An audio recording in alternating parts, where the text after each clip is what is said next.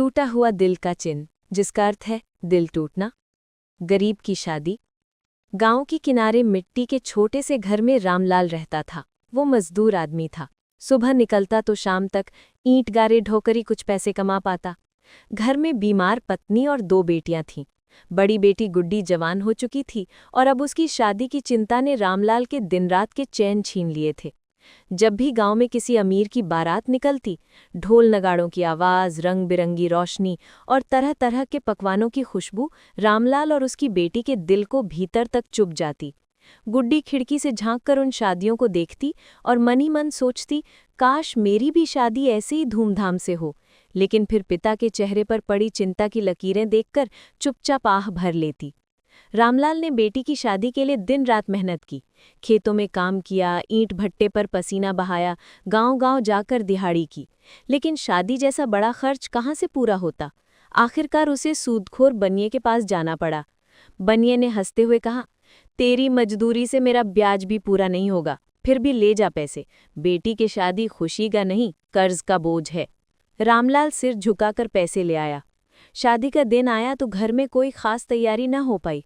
न बैंड बाजा, न बड़ी सजावट, बस एक टिमटिमाता बल्ब और गांव के कुछ औरत मर्द।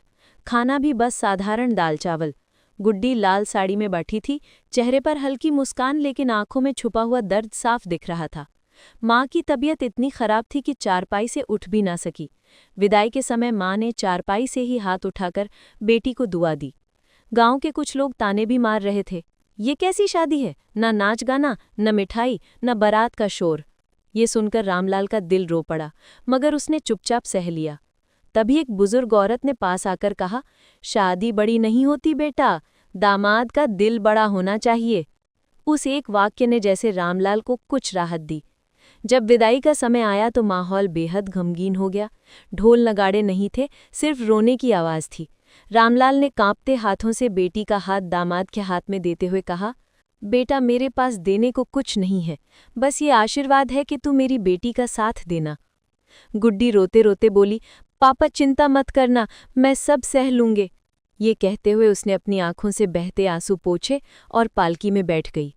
बारात चली गई, मेहमान भी अपने अपने घर लौट गए, टिमटिमाते बल्ब भी बुझ गए। अब चौपाल पर सिर्फ रामलाल अकेला बैठा रह गया। उसकी आंखें भर आईं। मन में यही कसक थी कि बेटी की शादी तो कर दी, लेकिन अब ये कर्ज कब तक ढोना पड़ेगा कौन जाने। चांदनी रात थी, लेकिन उसके दिल में सिर्फ अंधेरा ही अंधेरा था।